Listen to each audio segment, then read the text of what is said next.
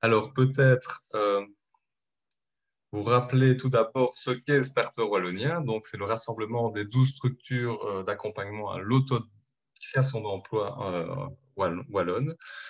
Donc ça a été créé en fait, l'année dernière. Ça rassemble donc les 12 SAS.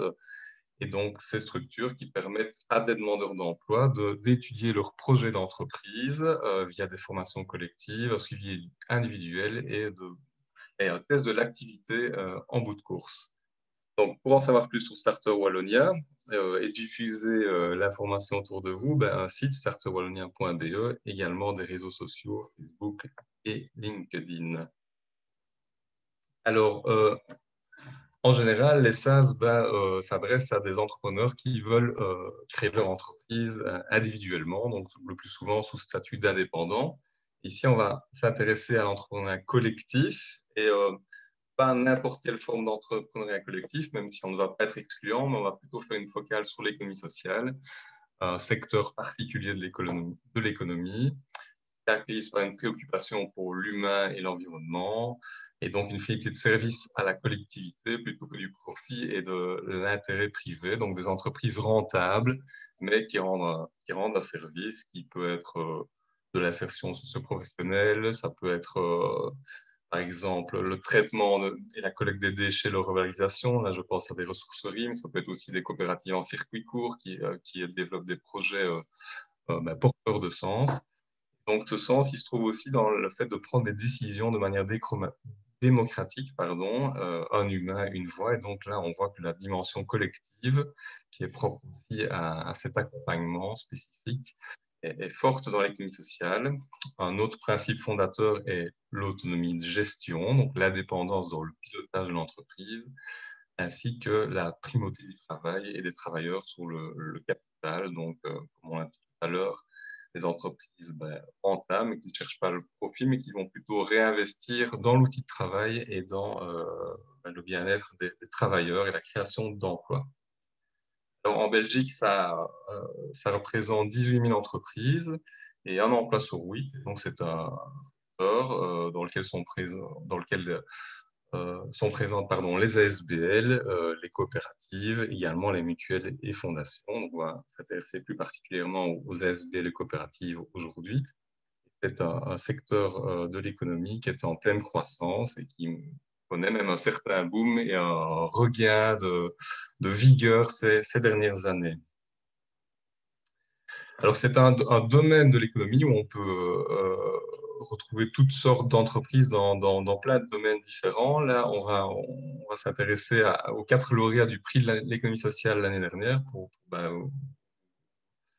vous le prouver. Donc, on a eu Cociter, qui est un fournisseur d'électricité fondé par des coopératives productrices d'énergie, essentiellement éoliennes.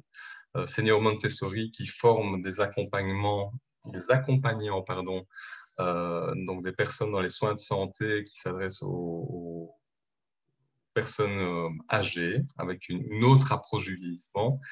Urbike, qui est un acteur de la cyclo-logistique à Bruxelles, ou encore Terre en Vue, qui s'attaque à l'accessibilité des terres agricoles, puisqu'on sait qu'en Belgique, le foncier est très cher, et donc c'est une solution innovante pour développer des projets en maraîchage, en circuit.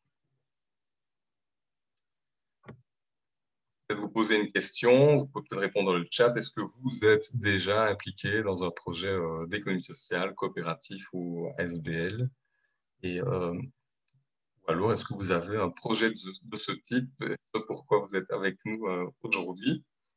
Aussi vous dire, avant de céder la parole à Manon et Federico pour la présentation de cet accompagnement et des modèles d'entreprise, vous dire aussi que c'est un secteur qui est fort soutenu par les pouvoirs publics actuellement, avec notamment une grande campagne de sensibilisation qui cible particulièrement les 18-35 ans.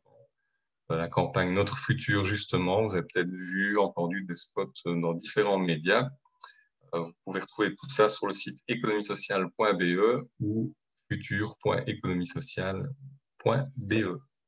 Voilà, je vous souhaite un bon webinaire. Moi, je vous retrouve tout à l'heure après la présentation de l'accompagnement avec deux projets qui ont bénéficié avant l'heure de cet accompagnement, et donc qui sont la Grande Maison et l'Amicale des Boulangers qui feront part de leur expérience. Merci et bon webinaire.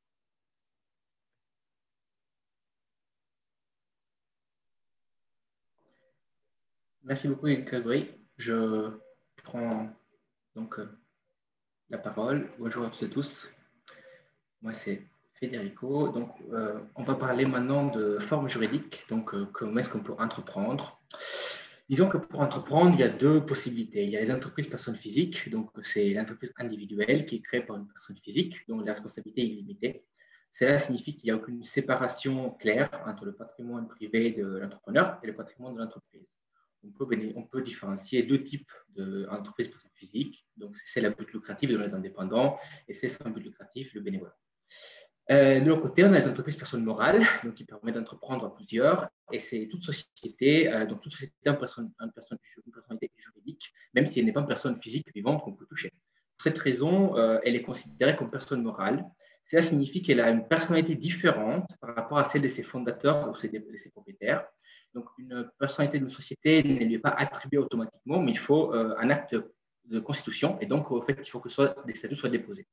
On peut différencier les personnes morales à but lucratif, donc les entreprises à sens large, et sans but lucratif, donc les SBL. Aujourd'hui, comme on parle d'entrepreneuriat collectif, on va plutôt se focaliser sur les entreprises personnes morales. Analysons maintenant les différentes entreprises selon leur raison d'être ou leur finalité, ça c'est l'axe horizontal, et leur propension à viser un but lucratif, ça c'est l'axe vertical. On peut observer que sous cette carte, on trouve à gauche des projets à orientation sociale, et donc plutôt des coopératives et des SBL. Alors que les entreprises plutôt classiques, donc les indépendants et les entreprises classiques, nous les trouvons plutôt à droite. Cela signifie qu'ils sont plutôt de côté des entreprises à finalité de profit personnel. Mais donc, au fond, quelles sont les différences entre une entreprise à but lucratif et une entreprise sans but lucratif? Eh bien, tous les deux, donc, et à but lucratif et sans but lucratif, peuvent embaucher du personnel et tous les deux peuvent exercer une activité qui leur permet de générer des bénéfices. Néanmoins, les entreprises sans but lucratif, donc les ASBL, n'ont pas comme objectif ni la redistribution des bénéfices, ni la rémunération de ses dirigeants ou de ses membres. C'est la définition même de but désintéressé. Maintenant, on va aller voir un peu plus proche les principales formes d'entreprise qui permettent d'entreprendre et de façon collective et qui ont une finalité sociale. On commence par les ASBL. Donc, une association sans but lucratif, ASBL, est un groupement de personnes, physiques ou morales, qui poursuit un but désintéressé, c'est-à-dire, comme on a dit tout à l'heure, que leur objectif n'est pas de s'enrichir à travers l'ASBL. Les statuts représentent le principe de base de l'organisation de l'ASBL, gèrent son fonctionnement et définissent ses objectifs. Il faut être minimum 2 personnes pour créer une ASBL. Côté coopérative, donc par définition, une coopérative est une association autonome de personnes, donc ça veut dire qu'ils choisissent de leur plein gré de s'unir, volontairement réunies pour satisfaire leurs aspirations et besoins communs, qui peuvent être aussi bien des besoins économiques que des besoins sociaux, que des besoins culturels, au moyen d'une entreprise dont la propriété est collective, donc partagée de façon équitable parmi tous les membres, et où le pouvoir est exercé de façon démocratique, selon le principe d'une personne égale une voix. Il faut être 3 personnes minimum pour fonder une coopérative, et comme pour les SBL, le but, les objectifs de la société coopérative sont marqués dans les statuts. Quand on parle de lancer son projet, et bien souvent, le financement, c'est le nerf de la guerre. Donc, voici quelques exemples de comment financer son projet collectif. Côté ASBL, on va plutôt miser sur les subsides. C'est de l'argent qui est donné par des fonds publics ou privés, souvent dans les cadres d'appels à projets. On peut également miser sur le bénévolat, donc réunir des bénévoles autour de son projet et faire travailler de façon bénévole ces personnes sur certaines tâches. On peut également utiliser les dons et les cotisations des membres de l'ASBL. Pour les coopératives, il y a quelque chose de très intéressant, donc l'ouverture du capital social, qui est la possibilité de personnes tierces à la coopérative d'acheter des parts de la société coopérative et donc de permettre par ce biais, de soutenir par ces biais le projet coopératif. On a un beau exemple ici, c'est la ferme de Anguin, qu'elle a réussi à récolté près de 2 millions d'euros et plus de 1000 coopérateurs ont décidé de s'investir dans ces projets. La région wallonne on a également la possibilité une coopérative a également la possibilité de faire recours à Walter. Donc, Walter est une entreprise publique au service des entrepreneurs qui ont envie de s'investir dans l'économie durable et centrée sur l'humain. Donc, le but de Walter, c'est de soutenir des projets coopératifs wallons par différents biais. Et last but not least, une entreprise coopérative travaille à strict contact avec son territoire et elle peut donc profiter souvent de la solidarité d'autres structures coopératives et d'autres membres de l'économie sociale de leur territoire. L'ancrage territorial est fondamental et souvent, ça crée des belles dynamiques de coopération territoriale, notamment la mutualisation d'outils, mais également la coopération avec d'autres acteurs proches en termes de valeurs et en termes d'objectifs. Je passe maintenant la parole à Manon, qui va vous parler d'entreprendre collectivement. Merci Federico. Donc, je vais aussi partager un petit PowerPoint. Voilà. Ops. Donc, on va regarder ensemble ce que ça signifie entreprendre collectivement et ce qui différencie le fait d'entreprendre ne fût-ce qu'à deux, en duo, en trio ou à plusieurs plutôt que seul. Tout d'abord, entreprendre collectivement, ça veut dire aussi entreprendre avec des principes. Donc, on l'a déjà un peu vu avec Federico. L'idée, c'est que l'adhésion à ces projets soit volontaire et elle est ouverte à tous. Ceux qui désirent s'engager en tant que membre dans une SBL ou en tant que coopérateur et prendre part dans une coopérative. Très important, le pouvoir exercé au sein de ces structures est un pouvoir démocratique. Et donc, il n'y a pas une personne plus haute qu'une autre. Comme l'a déjà dit Grégory au début, un homme égale une voix. Alors, il y a la participation économique des membres et la rémunération limitée du capital. Donc, de toute façon, dans le cadre d'une coopérative, les coopérateurs peuvent se voir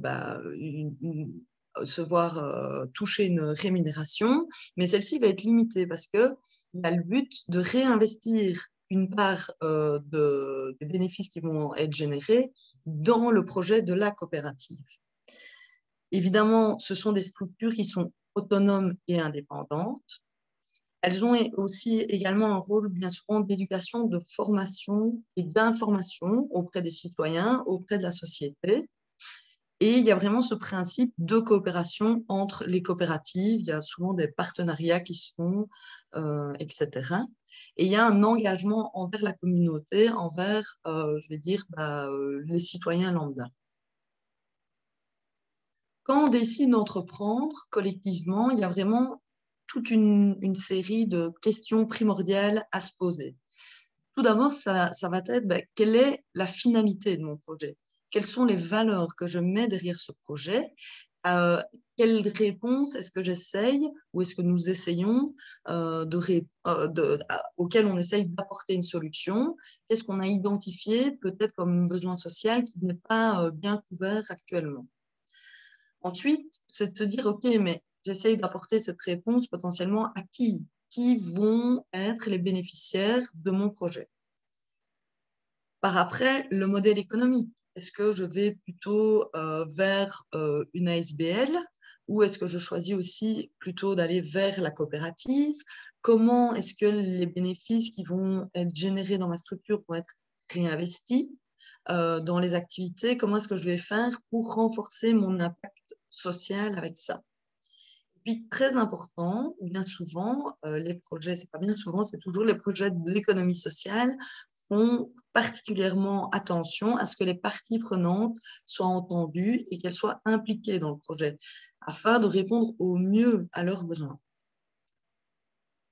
Alors, entreprendre collectivement, ça peut faire un peu peur parce que c'est vrai que quand on est tout seul à la barque, on décide de tout et donc parfois c'est plus compliqué de se mettre d'accord sur certaines choses, mais il y a plein d'avantages. Déjà, on va mutualiser ses compétences. Certaines personnes seront plus à l'aise sur le terrain et dans l'opérationnel et d'autres dans le projet vont être plus à l'aise au niveau de la gestion. C'est une façon aussi de se répartir les tâches. On ne doit plus tout faire tout seul et tout gérer. On peut se distribuer les tâches et avoir un rythme qui est plus agréable pour entreprendre. Il y a aussi forcément une répartition des moyens et des risques. On n'encourt pas tous les risques tout seul. Et puis, bien évidemment, il y a l'idée de mobiliser l'intelligence du groupe, l'intelligence collective pour trouver des solutions et réfléchir à des solutions de façon durable. On a déjà parlé aussi du modèle de gouvernance démocratique. Donc, il n'y a pas de personne supérieure à une autre. Chaque personne a une voix. Et on a aussi déjà également abordé le fait que dans l'économie sociale, la redistribution des richesses se fait de manière équitable. Alors, vous allez me dire, moi, j'ai peut-être une idée, mais je ne suis pas sûre que c'est un secteur où on peut dire que je vais faire de l'économie sociale. En fait, l'économie sociale, ce n'est pas un secteur, c'est tous les secteurs que vous pouvez imaginer. Et là, on vous a mis quelques exemples. Par exemple, vous avez Dynamo Coop, qui est une coopérative immobilière et qui aide à mettre à disposition des locaux, du matériel, etc., pour toutes les activités culturelles, d'artisans, d'artistes, etc. Dans le même, on va dire dans le même domaine qui est la coopérative immobilière, vous avez Habitat Invest sur Verviers qui, là, par exemple, eux achètent des bâtiments, les rénovent et proposent des logements sociaux voilà, de qualité. Vous avez aussi Médor qui commence, je pense, à être tout doucement connu, qui est un magazine qui propose des reportages de journalistes de qualité. Vous avez Newbie qui a fait une très grande campagne qui est une banque coopérative. Vous avez Smile.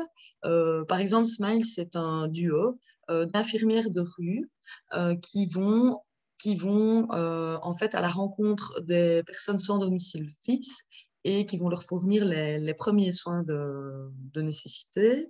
Vous avez Paysans Artisans, qui est quand même une structure assez connue dans le Namurois, et donc qui regroupe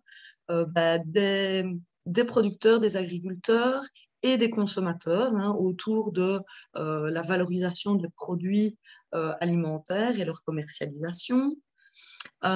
Et pour finir, vous avez Biscope, qui est un supermarché situé à Bruxelles et où les coopérateurs, en fait, travaillent, c'est eux qui tiennent le magasin, le supermarché avec des produits locaux et de qualité.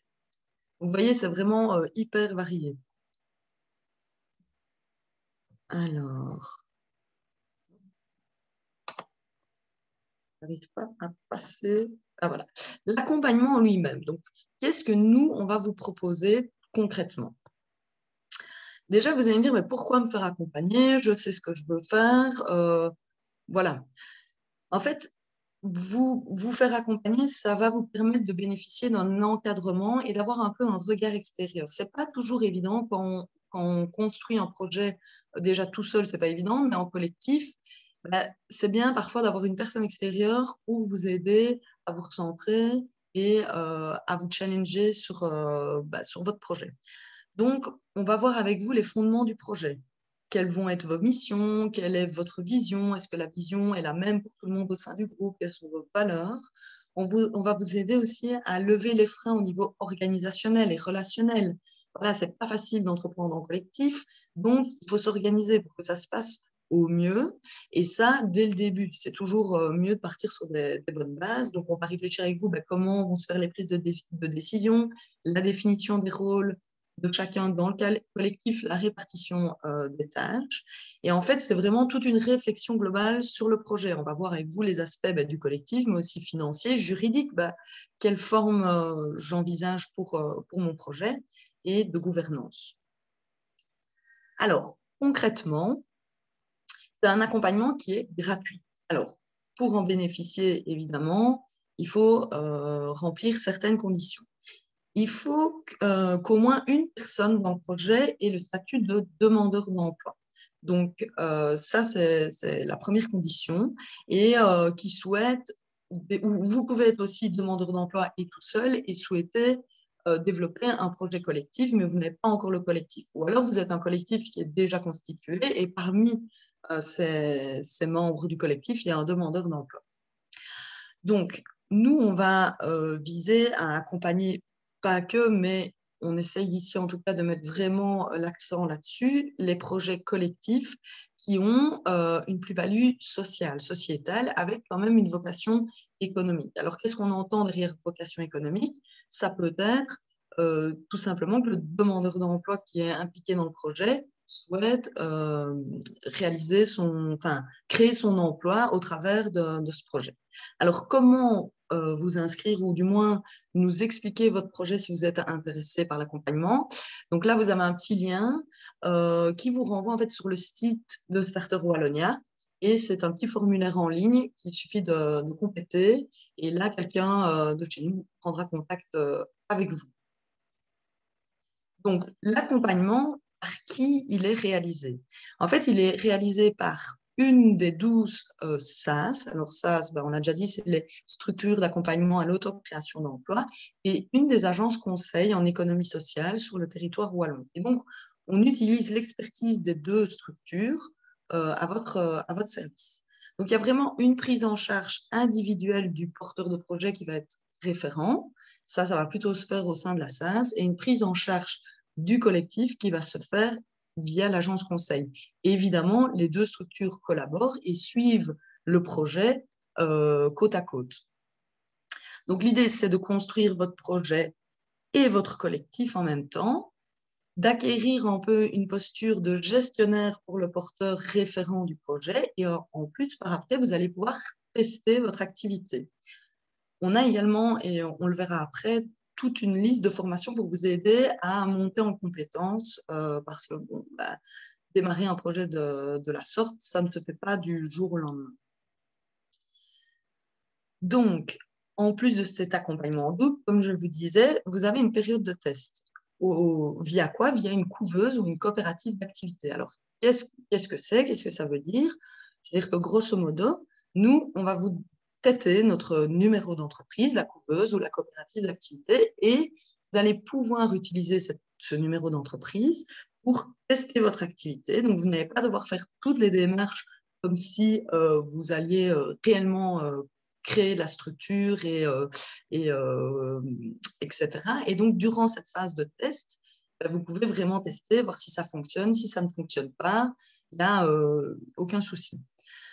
Au terme de l'accompagnement, vous allez obtenir la rédaction des documents pour la création de votre structure, donc les statuts qui devront être publiés et qui vont faire en sorte que vous existiez réellement.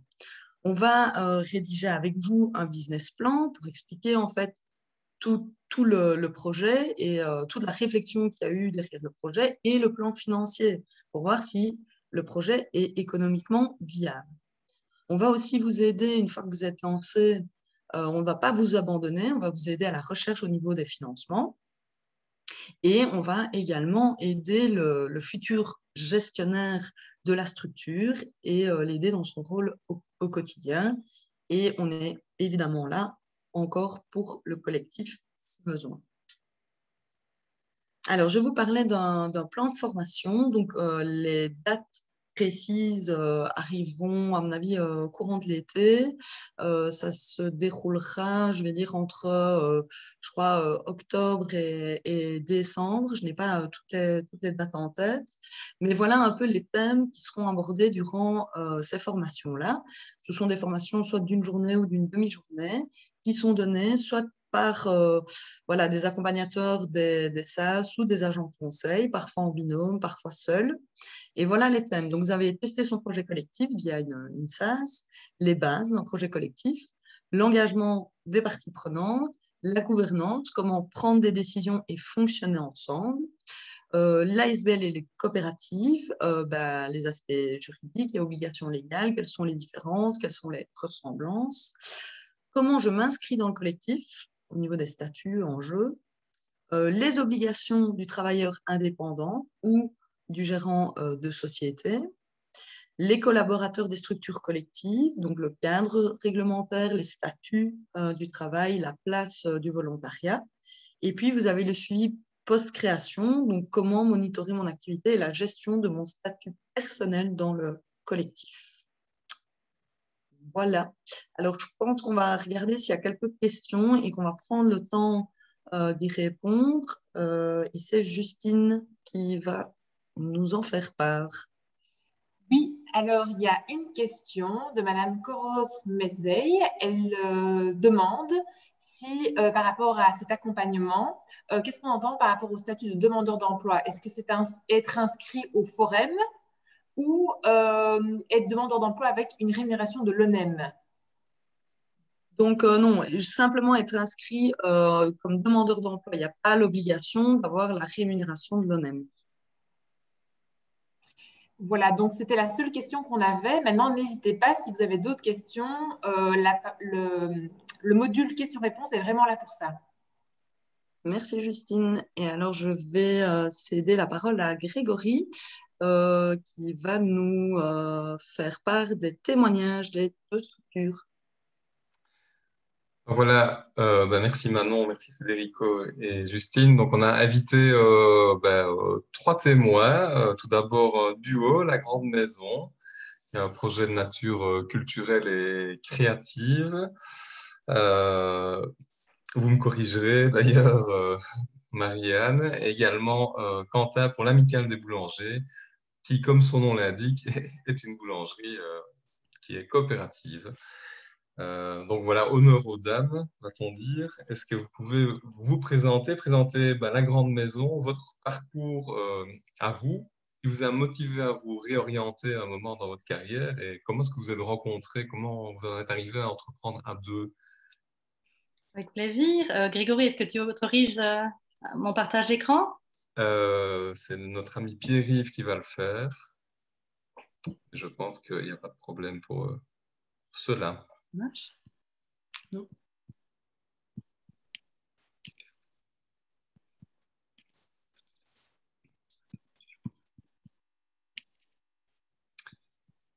Peut-être commencer et voir en cours de route. Alors, je vais... J'ai besoin de partager l'écran. D'accord, ok. On peut peut-être switcher avec Quentin, alors, s'il nous écoute. Attention, Grégory, nous ne savons pas rester très tard, nous, tu vois. D'accord, ok. Donc, Pierre-Yves, est-ce que tu es là? Il avait laissé un numéro de téléphone, hein, c'est ça? C'est lui? Oui, je suis là, mais les aléas du direct. le partage est activé, donc il faut cliquer Parfait. sur écran partager, le bouton bon. vert, Ah, c'est bon. et aller sélectionner, voilà. Voilà, ça marche? Merci. Oui. Voilà, ça marche. Ok. Alors, la Grande Maison, hein. La Grande Maison, c'est Anne de Thiers et moi, Marie Herman. Nous sommes toutes deux au départ architectes. On s'est rencontrés en architecture et puis après ça, on est devenus... on a joué ensemble en stylisme, en graphisme, dans différents trucs. Et puis, on est devenu maman. Gros choc. Et puis, prof de maths. On change. Et moi, je suis devenue prof de maths et Anne est devenue prof de maths et d'art plastique dans le secondaire. Et là, on a voulu repartir, nous redéfinir, repartir vers quelque chose qui nous correspond mieux. Et on a eu l'idée de créer la Grande Maison avec nos familles parce que c'était un projet de 2 familles amies, de se lancer dans l'aventure, repenser tout, revoir nos modes de consommation, nos façons de vivre pour créer vraiment le boulot idéal pour nous deux. Avec l'objectif d'arriver à devenir un écocentre d'expression et de créativité. L'expression, on l'utilise tout le temps, dans notre écocentre, avec les enfants, avec des véritables outils d'expression. Tout ça nous vient de la pédagogie et la créativité tout le temps pour tout. Voilà, ça c'est notre truc.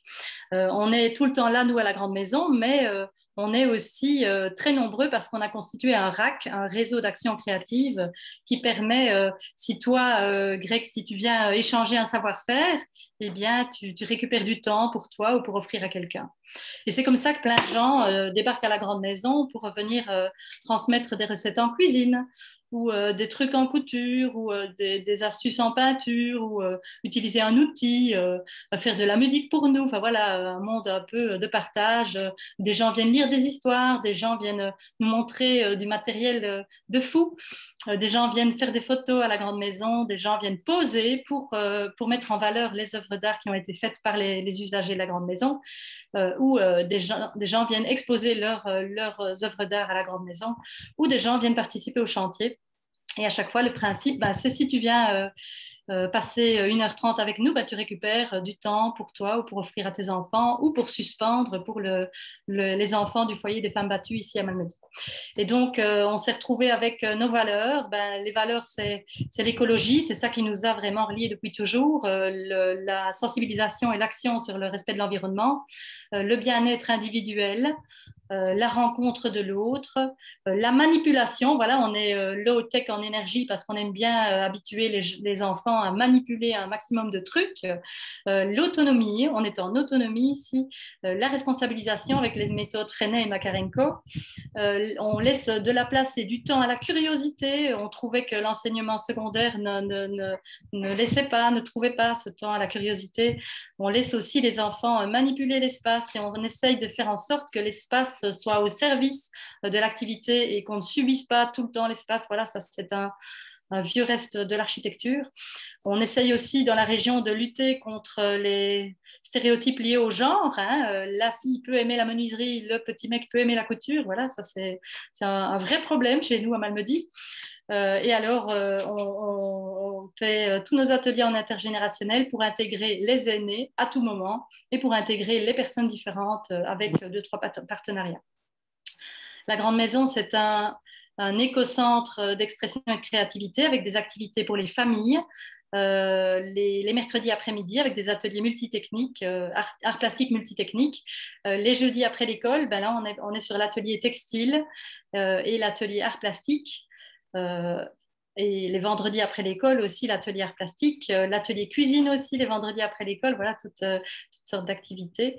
Des stages pendant les vacances, on part sur la période qui va arriver ici. Ça va être notre gros moment pour nous parce que les stages, c'est génial, on adore, c'est l'occasion de faire des cafés philo avec les gens qui viennent, de rencontrer les aînés des associations toutes proches ici, d'aller à la rencontre des institutions avec ici en 2018 la rencontre avec la police, de faire des micro-trottoirs dans les rues, de faire des interviews de personnes différentes, d'aller au marché tout simplement, d'utiliser les trucs sympas locaux, d'intégrer des personnes différentes pour des ateliers musique par exemple, de faire des actions sur le quartier. C'est aussi l'occasion d'aller à la rencontre de nos partenaires et d'aller visiter les trucs sympas et les entreprises de réinsertion socio-professionnelle du coin, voilà, ou bien les entreprises d'intégration de la personne handicapée. J'ai une question. Vous avez créé l'ESBL en 2018, je pense. Ouais. Quel est votre statut au sein de celle-ci 3 ans plus tard? Oui, pendant 3 ans, on a été dans des statuts vraiment précaires, bizarres, obscurs. Et puis là, on est salarié depuis cette année. Oui, voilà. Je continue? Est-ce que vous bénéficiez de subsides ou Oui, tu peux expliquer un peu le modèle économique du projet? Bien, depuis cette année, mais ça fait partie de ma présentation. D'accord, ok. Alors, je te laisse continuer. On continue, oui. On est aussi labo créatif pour les écoles avec... je ne sais pas pourquoi cette photo-là revient. Ça, voilà, avec des activités d'expression, des activités de citoyenneté, avec toute une batterie de jeux coopératifs qu'on a fait avec plein d'écoles, des activités éco-conso, des activités sur l'architecture et des activités sur la nutrition. La nutrition, c'est l'occasion pour nous, on adore, de faire de permettre beaucoup de manipulation, d'apprendre la coopération en cuisine, de s'intéresser à la nourriture bien de chez nous, mais aussi de s'ouvrir à toute la culture en nourriture. On a aussi la chance d'avoir une nana qui nous a prêté un jardin ici dans le coin et on s'intéresse aux plantes sauvages comestibles avec tous ceux qui viennent. On va aussi jusqu'à la conserverie et puis c'est l'occasion de ramener tout ça à la maison, chacun chez soi et de sortir la grande maison des murs et que chaque enfant ramène les apprentissages au sein de chez lui. On fait aussi pas mal de jours verts et les jours verts, c'est des grosses journées de chantier dans les écoles dans lesquelles on fait des fresques, on fait des marelles, on fait des potagers, on fait des kitchenettes, des mares, des jeux de coopération, parfois avec 120 gosses sur base d'un super programme où on met tout le monde au boulot. On est aussi maison de quartier. Et là, on a des actions avec le CPAS, les repas sympas, vraiment de la cuisine de cohésion sociale, des soirées blabla, voilà, des soirées de discussion sur des thèmes concrets qui font parfois aboutir à la fête de quartier, à des actions concrètes sur le quartier, comme ceci, comme les excédents des producteurs du coin. Voilà, la grande maison, c'est un petit couteau suisse comme ça qu'on utilise un petit peu chacun à sa façon. Et puis 2019 a été l'année charnière, voilà, 3 ans de misère, on a ouvert en 2017, 3 ans difficiles d'un point de vue financier, mais heureusement, les finances, ce n'est qu'une petite partie de l'aspect, parce qu'à côté de ça, on avait familialement le confort qu'on voulait avoir et surtout une nourriture créative sans cesse renouvelée. Oui, voilà, 2019 est une année particulière parce qu'on arrive quand même à 2880 utilisateurs, 25 bénévoles. Ça faisait 3 ans qu'on était sur fonds propres dans le bâtiment qui appartient à Anne. Et là, on a carrément, on n'a pas investi à balle dans le projet. On a réussi à tourner comme ça pendant 3 ans sans rien. Et on a commencé à faire des récoltes de matériaux qui tournaient de mieux en mieux. On a appelé à l'aide pour nos chantiers, pour développer un peu nos locaux. On nous a prêté un terrain plus grand. On a commencé à faire de la pub dans un magazine de chez nous. On a été pris pour des conférences aux rencontres de l'éducation relative à l'environnement, voilà, pour tout un réseau de conférences pour les cris. Les criers, c'est bon, j'écris les criers. Et puis, on a eu toutes sortes de partenariats bizarres et sympas avec l'Académie de musique, des Griffes musique, avec le foyer Le Tournesol, avec les biblis de chez nous pour des activités avec les bébés ou avec les adultes, avec les auberges de jeunesse aussi. Voilà, tout s'emballe. La création d'une nouvelle école, on était au début. On a commencé à se rendre compte que pas mal d'assos avaient besoin de locaux. On a commencé à prêter nos locaux pour de plus en plus de trucs, voilà, pour dépanner. Et puis, l'aide providentielle de Manon avec Shake Up, voilà, génial, qui structure toutes nos réunions, qui booste toutes nos réunions et qui nous fait vraiment avancer beaucoup plus fort, beaucoup plus vite. Et puis, on gagne 2 prix. Nos premiers prix, un prix pour construire une ressourcerie ici à la cave et un prix pour développer nos jeux de coopération. Et puis, un four nous tombe du ciel, un four à céramique. Et on se dit, oh, ce serait sympa d'ouvrir un atelier céramique. Oh, ce serait sympa d'ouvrir un atelier stop motion. On se renseigne un peu, voilà, on développe. Et puis, on vit l'aventure folle de Changeons Demain, qui, peut-être certains d'entre vous connaissent, c'était un groupement associatif avec une quarantaine d'initiatives ici de la région. Voilà, plein de gens sympas. Et on s'installe dans le hall de Malmedy Expo pour créer un forum ponctuel avec une récolte de plein de matériaux différents, avec l'aide de plein d'écoles et de plein de gens. Voilà. 1600 mètres de guirlandes avec plein de bénévoles, une super déco fantastique. C'était l'occasion pour nous, pour la région, de laisser discuter toutes les personnes qui voulaient discuter sur le milieu de la transition, sur base d'un salon complètement gratuit et tout le secteur associatif mis en branle. 2020, on devient un CEC et c'est là qu'on bascule de la situation précaire à la situation confortable dans laquelle on est maintenant, donc les subsides, parce qu'on devient un centre d'expression et de créativité niveau 3. Et puis, ça veut dire qu'on part sur un autre mode de fonctionnement avec un projet socio-artistique par an et un carnet de présentation de tout ce qu'on fait par an. On se structure grâce à Manon toujours. Et puis, grosse bonne nouvelle de fin 2020, on gagne le fonds de l'économie circulaire et là, on gagne le double. On gagne ce qu'il faut pour nous salariés pendant tout un an. Donc, on n'a même pas besoin d'aller toucher à nos subsides. Voilà, donc on se fait un petit bas de laine en plus et on a, grâce à ce fonds-ci, l'occasion de nous salarier à mi-temps comme on le souhaite pendant un an. Ok, donc tu as répondu à quelques questions. Il y en a une autre dans le chat qui demandait, une personne qui demandait est-ce que les activités sont gratuites ou pas.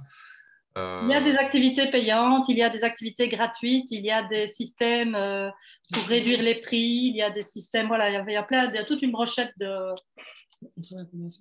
Oui, on travaille aussi en collaboration avec le CPAS et d'autres structures de ce type-là.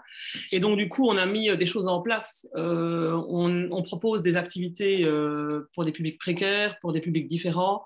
On vise vraiment, nous, à mixer un maximum les gens et donc on met plein de choses en place pour que ça puisse se faire.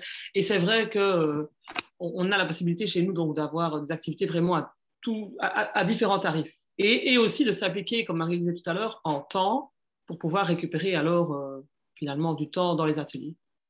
On a eu ici, par exemple, cet été, un papa qui s'est pas mal investi. Il nous a prêté du matériel de cuisine, il est venu nous apprendre sa recette de couscous, il est venu faire différents petits ateliers. Et puis, du coup, voilà, il gagne toute une semaine ici pour inscrire son gamin à toute une semaine de stage gratos. Voilà. Vraiment une intégration des parties prenantes chez vous qui en fait un réel projet collectif qui dépasse vos deux têtes, en fait. Voilà, on n'est jamais seul ici à la Grande Maison. Peut-être avant de passer la parole à Quentin, juste faire part de votre expérience dans le dispositif SAS, Agence Conseil, puisque vous êtes passé par Step Entreprendre pour tester le projet et aussi pour les aspects liés à la SBL. Excuse-moi, Greg, est-ce que tu peux répéter, s'il te plaît? Donc, qu'est-ce que le fait de passer par une structure d'accompagnement à l'autocréation d'emplois a amené pour vous et même question pour une agence conseil? On a d'abord été pris en charge par Pierre, hein, qui, voilà, ça nous a déjà permis de structurer notre boulot parce que voilà, on était vraiment dans un cas particulier, à moitié sur Smart et à moitié sur vous. Enfin, voilà.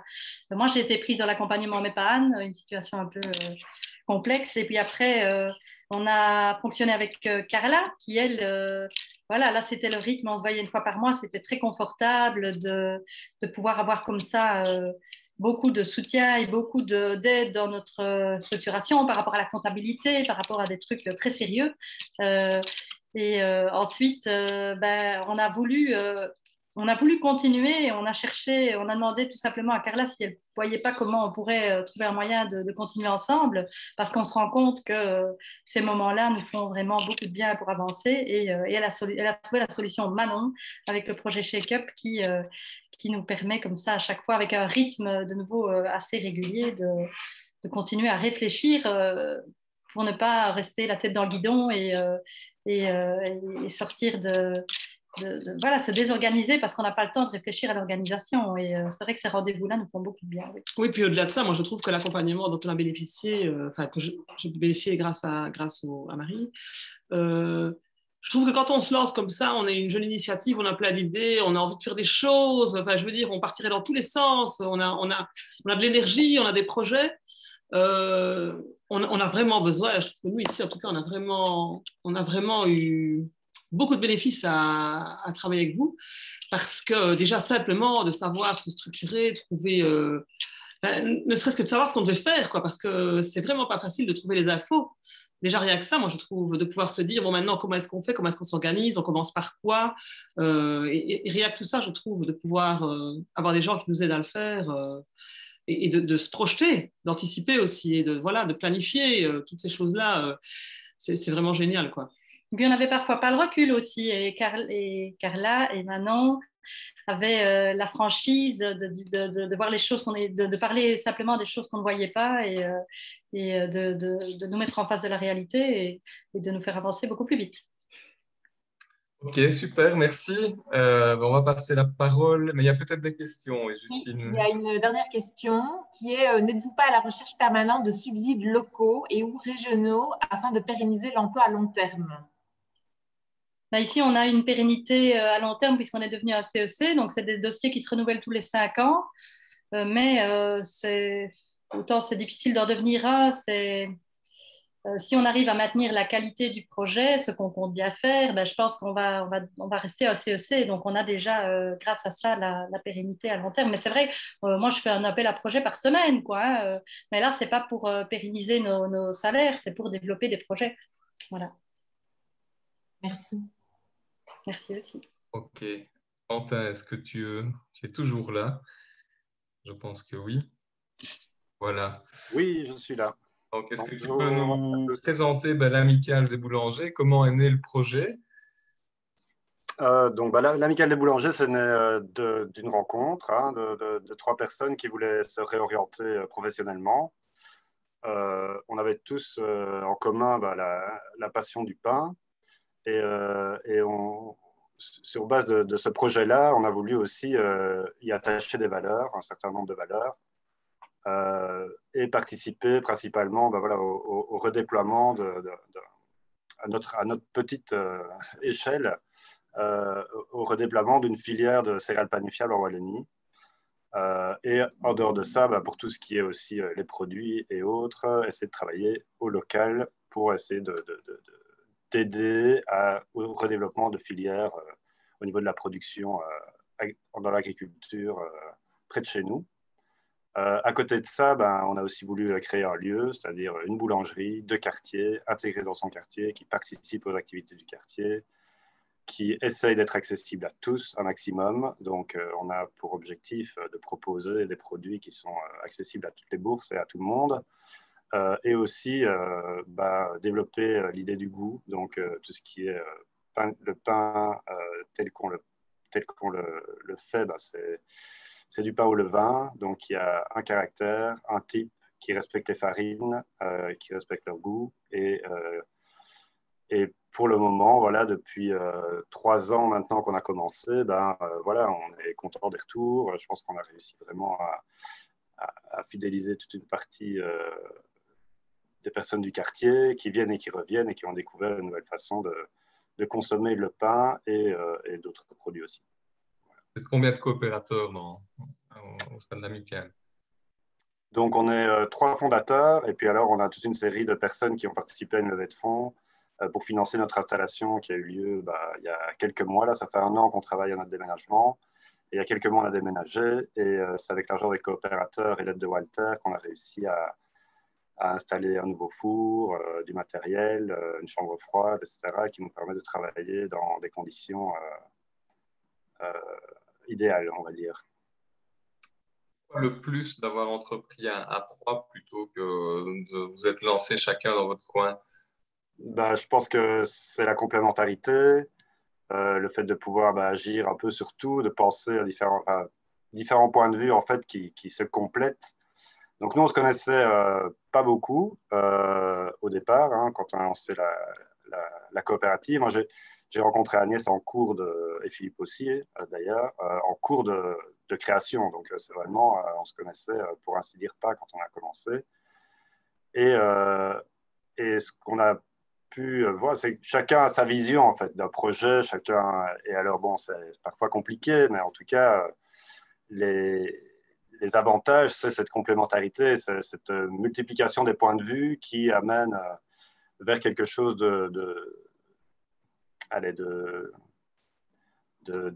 qui donne des bases assez solides en fait à bien penser à tout en fait au niveau de la création du projet. Donc on a commencé par ça. Après, on s'est peut-être plus assez attardé quand on a commencé à travailler, mais avant de commencer à se lancer dans la boulangerie, on a aussi beaucoup travaillé à la rédaction de la charte, à la rédaction des statuts, à vraiment essayer de penser ce qu'on voulait, enfin, le temps qu'on était prêt à mettre dans le projet, ce qu'on voulait réellement faire, les intérêts qu'on a aussi, parce que tout le monde n'est pas intéressé par les mêmes produits, Vous avez été accompagné, etc. donc vous avez été accompagné par une agence conseil pour faire ce travail de structuration du collectif. Donc nous, voilà, on peut parler un peu de notre parcours. Quand on a commencé, on a été chez Smart en fait pour se créer une activité, pouvoir travailler avec un statut, parce qu'on a commencé à 1 jour semaine. Donc vous voyez, voilà, c'était vraiment tout petit au départ. Et ensuite, on est allé chez Propage pour rédiger les statuts et faire le plan financier. Donc c'est eux qui nous ont accompagnés pendant toute une période. Et quand on a commencé à ouvrir 3 à 4 jours semaine, avoir un magasin, là, on a eu besoin d'une structure un peu plus stable, on va dire, qui nous donnait vraiment une vue sur un plus long terme, en fait. On n'avait pas des rentrées mirobolantes quand on a commencé. Et donc, on s'est tourné vers Step.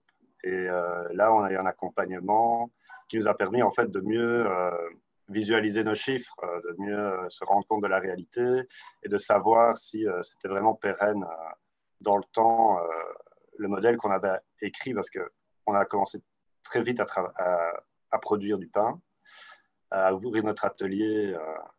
Et donc, il y a beaucoup de choses qui ont été faites parfois sans trop de réflexion, quoi. Vraiment foncer sans se poser trop de questions. Et du coup, on avait besoin qu'on nous dise si on faisait fausse route et où, et qu'on elle nous aide à traduire un peu comptablement, parce que c'est toujours un peu ça, hein, le truc, hein, c'est qu'à un moment donné, il y a toujours cette question-là qui se pose, quoi, sinon ça ne peut pas durer.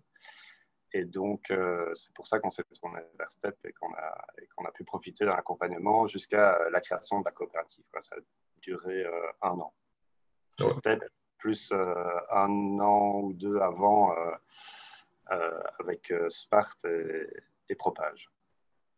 Alors, l'économie sociale et coopérative, c'est aussi souvent la connexion d'acteurs et réels écosystèmes.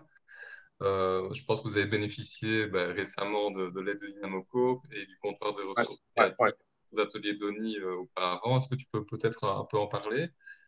Donc, quand on a voulu s'installer, on ne savait pas du tout où on pouvait trouver un atelier comme ça, qu'on utilise 1 jour semaine, avec un tarif aussi qui pouvait correspondre à nos moyens à ce moment-là.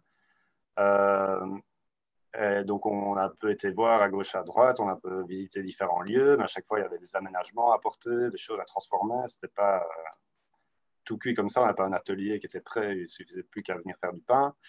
Et alors, on s'est tourné vers le CRC, donc le Centre des ressources créatives, qui gère toute une série de bâtiments ici sur Liège, et puis il y a plusieurs CRC dans d'autres villes en Wallonie. Et donc, ils avaient un atelier à nous proposer et ils nous accompagnaient aussi pour l'installation, c'est-à-dire relever la puissance électrique pour installer le four, installer des parois lissées lavables, nous permettre de... Voilà. Ils nous ont vraiment aidés. Donc, ils permettent des arrangements en fait, financiers, des avances sur loyer, etc., qui nous ont permis en fait, de nous installer assez vite et d'être assez rapidement opérationnels. De là est née en fait une collaboration de plus en plus étroite avec le CRC et Dynamo. Et 1 an et demi plus tard, quand il y a eu un bâtiment qui a été en vente ici dans la rue Saint-Léonard, on s'est tourné vers eux pour l'achat du bâtiment et nous, on garantissait évidemment la location du rez-de-chaussée commercial et des caves, dont vous pouvez voir les murs ici derrière moi. Donc, on a marché comme ça ensemble pour l'aménagement des locaux, les travaux. Donc, c'est Dynamo qui s'est chargé d'acheter le bâtiment et de nous suivre pour notre installation. Quel est votre statut à tous les 3 au sein de la coopérative? Donc, on est tous les 3 gérants. Voilà, donc, on est tous les 3 indépendants. Ok, d'accord. Et vous arrivez à en tirer un salaire temps plein, on va dire? Oui. Donc, on a 3 salaires plus une vendeuse qui est à 3/4 temps. Voilà, c'est les activités qui ont été créées ici. Donc, Marianne, elle nous suit déjà depuis bientôt 2 ans, si je ne dis pas de bêtises. Et voilà, on a augmenté là, un peu ses heures avec l'ouverture du nouveau magasin parce que les heures ont été étendues. Et voilà. Qu'est-ce que Entreprendre à 3 a rendu possible qui n'aurait pas été possible tout seul? C'est indéniablement la rapidité à laquelle on a été pour développer notre activité. Je pense que seul, on n'aurait jamais levé autant d'énergie, on n'aurait pas réussi à réunir autant de personnes autour de nous. On aurait peut-être... Enfin, voilà. En fait, chacun a ses idées, puis ça s'emballe un peu. Des fois, on est un peu dépassé avec les modèles comme... je ne sais pas si c'est dans toutes les coopératives pareil, mais en tout cas, nous, ça a été notre cas. C'est-à-dire que chacun donne son idée, puis on dit oui à tout, puis au final, on essaye de... Enfin, donc, ça a été, je pense qu'un des gros apports, c'est la rapidité et la flexibilité qu'on a, même si ça a été beaucoup de travail, on a quand même beaucoup travaillé pour en arriver là, mais vraiment l'émulation, en fait, et le fait que chacun se porte pour essayer d'arriver. Le projet est plus... Allez, passe un peu au-dessus. Enfin, je veux dire, il y a un truc avec le projet qui prend vraiment une existence à lui seul, quoi, qui n'existe pas, à mon avis, dans un projet seul ou qu'on développe tout seul. Combien de fonds avez-vous levé lors de l'appel public et est-ce qu'il y a une connexion qui est entretenue avec ces coopérateurs? Ça se Donc, passe. donc c'est tout récent, hein, la levée de fonds, elle n'a pas eu lieu il y a très très longtemps, c'était en novembre, décembre. Donc on a levé 60 000 euros et donc ça a été doublé par Walter et nous-mêmes on avait mis 21 000 euros. Voilà. Ça c'est les montants, donc ça fait 140, 150 000 euros pour notre installation et la mise de départ aussi, hein, voilà, pour avoir un fonds de roulement au cas où on ne sait jamais ce qui peut se passer. Voilà. Donc, ça, c'est ce qu'on a. Alors, la deuxième question, j'ai oublié. Donc, quel est votre lien au coopérateur, en fait? Comment est-ce qu'il est entretenu? Donc, le lien avec les coopérateurs, il n'est pas encore réellement entretenu, à part que pour l'ouverture du magasin, bon, c'était toujours les périodes Covid, donc on a quand même invité par groupe de 3 sur 2 week-ends tous les coopérateurs à venir visiter l'atelier. On a fait un peu des démonstrations, etc.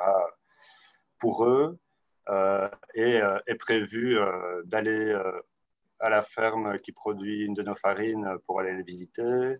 Est prévu des ateliers pain, est prévu tout un tas de choses. Mais c'est vrai que rien que vu comme c'était compliqué d'organiser rien qu'une visite en période, voilà, les périodes qu'on a connues juste avant, c'était difficile d'imaginer d'emmener tout le monde à la ferme un dimanche dans des conditions pareilles. Donc, et puis aussi le fait que ce soit très récent, avec l'ouverture du magasin, on a beaucoup travaillé. Et donc, je pense que c'est bien que ce soit fait dans un moment un peu plus propice, où nous, on a aussi plus le temps, etc. On a un peu plus reposé, je pense. Et les années précédentes, on avait organisé un peu une fête avec les gens du CRC, avec tous les ateliers, etc. C'est quelque chose qu'on aimerait bien refaire. Enfin voilà, c'est toujours lié. Organiser quelque chose avec nos coopérateurs, c'est lié au rassemblement. Et donc, voilà, le dernier temps, c'est difficile. Et comme ça date de mars, on n'a pas encore vraiment fait quelque chose. Mais l'idée, donc, c'est de les impliquer et de les faire réfléchir avec nous aux démarches qu'on prend. Et à l'avenir, de les faire aussi participer au CA. Donc, il y a une personne des coopérateurs qui soit membre du CA, si elle le désire, évidemment.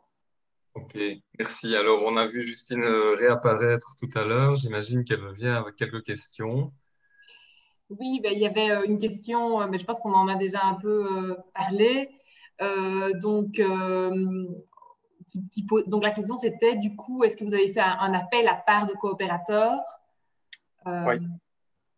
Oui, donc on n'a pas fait un appel public, hein, c'est vraiment auprès des proches. En fait, donc c'était un moment un peu. Il y avait 2 levées de fonds en même temps. Donc Dynamo faisait une levée de fonds pour l'achat du bâtiment. Et nous, on n'a pas non plus. Voilà, il y avait 2 levées de fonds simultanées pour plus ou moins le même projet. Donc dans ce cadre-là, nous, notre levée de fonds, elle a été plutôt auprès des proches.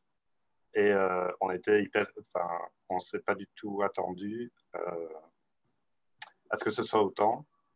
Au départ, on visait 15 ou 16 ou 20 000 euros et il y a vraiment eu des gens qui ont mis la main au portefeuille, quoi. Voilà. Et à combien était la part, ou est la part? 100 euros. 100 euros justement, donc l'idée prochaine, ce serait de faire une levée publique et donc de permettre aux clients et à tout un chacun de pouvoir prendre une part. Donc on a décidé d'un montant assez bas pour la prise de part et que ce soit, c'est plus pour le geste. Si une personne veut avoir des infos ou vivre ce qu'on fait nous à la boulangerie, pouvoir y participer ou même prendre part, nous on ne sait pas jusqu'où ça peut nous mener, les coopérateurs, hein, on l'a pas encore vraiment expérimenté, mais pourquoi pas, voilà, si quelqu'un a des initiatives, peut prendre des initiatives en tant que coopérateur pour nous aider à trouver des nouveaux produits, des nouveaux producteurs avec lesquels on pourrait travailler. Voilà. Merci. Alors, il y a encore des questions, mais plus pour Quentin, mais vraiment par rapport au dispositif. C'est peut-être quand même l'occasion de les poser. Appelez Manon, alors. Oui. On t'écoute, Justine. Donc, pour une coopérative, combien de personnes est-ce qu'il faut être au minimum? Donc, trois personnes. 3 personnes physiques, donc soit 3 personnes ou 3 personnes morales, 3 structures. Je souhaite trouver des coopérateurs. Est-ce possible?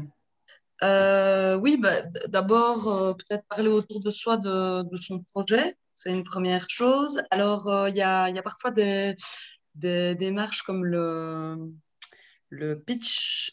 Oui, c'est le pitch café.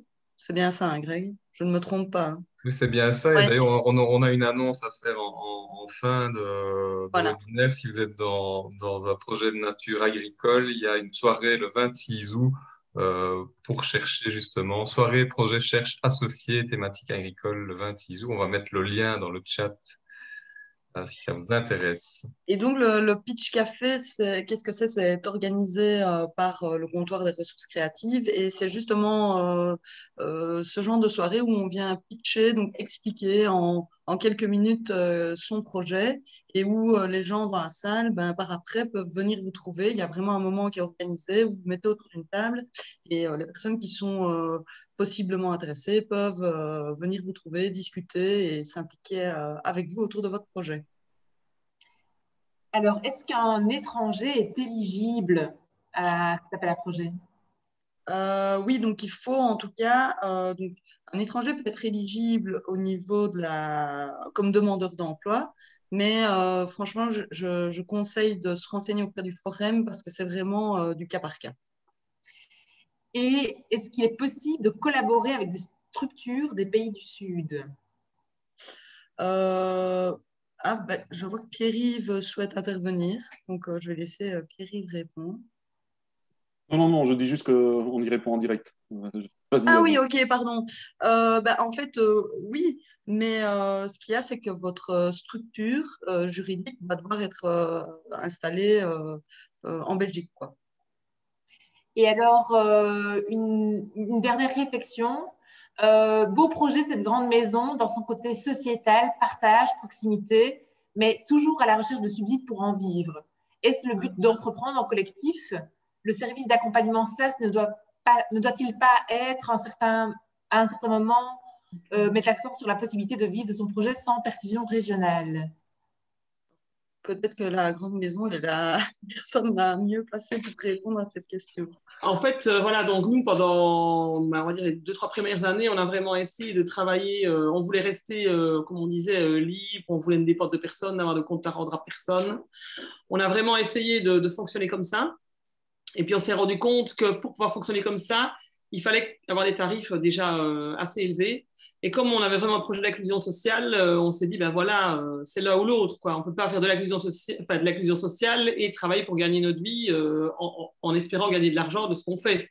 Enfin, en tout cas, dans le cadre de notre projet, il a vite fallu passer à des subsides pour justement pouvoir démocratiser nos ateliers et voilà, le projet. Merci. Et alors, maintenant, encore une question pour toi. Si on est en SRL, est-ce que c'est possible de passer en coopérative sans grande complication? Ah oui, j'ai toujours mon micro allumé. Oui, c'est possible, mais ça nécessitera quand même de revoir les statuts et a priori de passer devant un notaire pour acter tout ça. Et il faut vraiment voir la démarche en fait aussi qu'on veut mettre derrière, quoi. Et Il y a vraiment le côté collectif et avec cette idée de rendre service ou amener un service à la communauté, quoi. Et idem, du coup, peut-on lancer un projet sous format d'indépendant et passer ensuite en coopérative? Oui, c'est possible. Et d'ailleurs, l'amicale des boulangers, c'est un bon exemple. Ils sont au final avec ce statut-là, malgré le fait d'être dans la coopérative. Merci, peut-être une attention à porter à la gouvernance du projet et au fait que c'est son bébé, on arrive peut-être avec son bébé qu'on ouvre un collectif, ça a des implications, donc voilà, d'où tout l'intérêt de travailler avec une agence conseil en économie sociale. Oui, et voilà, il n'y a pas de honte à développer un projet tout seul. On accompagne aussi, les SAS sont là pour l'accompagnement d'indépendants qui veulent être en individuel. Mais c'est vrai que quand on part dans une démarche collective, bah, il faut parfois apprendre à se dire, ah ben non, mon idée n'a pas été retenue, ou sur ce point-là, ben, je dois composer avec les autres et avec leur façon de voir les choses, quoi. Et alors, il y a une question pour la grande maison. Et apparemment, la grande maison est en train de répondre par écrit, ou sinon, vous pouvez le faire oralement si vous souhaitez, Marie-Anne. Parler de vos usagers, si Ah on d'accord, peut donc les nommer comme ça. c'est la question des usagers. Je ne comprenais pas bien la question. Eh bien, nous avons le plus petit à 1 an et demi et l'aîné à 95 ans cette année. Voilà, le principe de la grande maison, c'est d'accueillir en intertout, donc non seulement simultanément tous les âges et puis la personne différente. Voilà, c'est la richesse du projet. Et puis c'est vrai qu'on a quand même la plupart du temps une majorité d'enfants, mais toujours avec un encadrement d'adultes parce qu'ils viennent comme ça proposer des ateliers, des apprentissages. Donc oui, il y a toujours plein de gens différents à la grande maison. Oui. Merci, Marie. Est-ce qu'il y a encore des questions? Justine. Non, donc c'était la dernière question. Ah, de nouveau. Donc, merci pour le lien des clics en perspective. Mais est-ce intéressant pour moi qui ne suis pas dans le domaine agricole?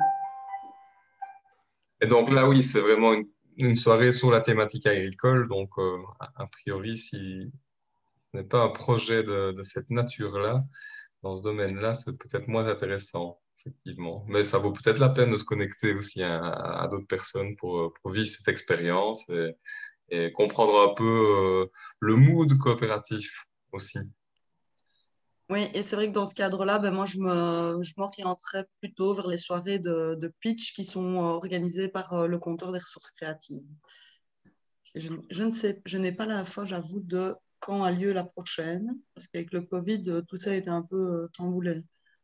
Donc ça, ce sont des soirées qui ont lieu partout en Wallonie, puisque le comptoir des ressources créatives qui a été créé à Liège s'est développé un peu partout. Donc n'hésitez pas à vous mettre l'adresse dans le chat, d'ailleurs, c'est comptoir des ressources créatives.be. Voilà. On fait tout ça en direct. Il n'y a plus de questions. Il est temps de remercier tous nos intervenants, en particulier Anne et Marie pour la grande maison et Quentin pour l'amicale. En vous souhaitant bonne continuation, pas bonne chance, mais bonne continuation et bonne sortie de cette période Covid qui, j'imagine, a dû être aussi difficile pour vous. Merci Pierre-Yves à la technique, merci à Justine, Manon et Federico. Si vous êtes intéressé si vous avez un projet et que donc ce dispositif, cet accompagnement vous intéresse, il faut vous rendre alors maintenant sur le site Starter Wallonia sous l'onglet Entreprendre en collectif. Là, vous aurez plus de détails. Vous aurez l'occasion aussi de faire connaissance avec les différentes SAS, donc ces structures d'accompagnement à l'autocréation d'emploi qui sont présentes partout en Wallonie. Donc voir qui est présent dans votre région, avec quelle spécificité. Idem pour les agences conseils en économie sociale. Et alors prendre contact. Voilà, puis il a également mis ça dans le chat. Et entre-temps, il y a une question, c'est plutôt un merci. Merci à vous tous de nous avoir suivis. Et on vous dit à très bientôt pour suivre vos projets, s'en occuper.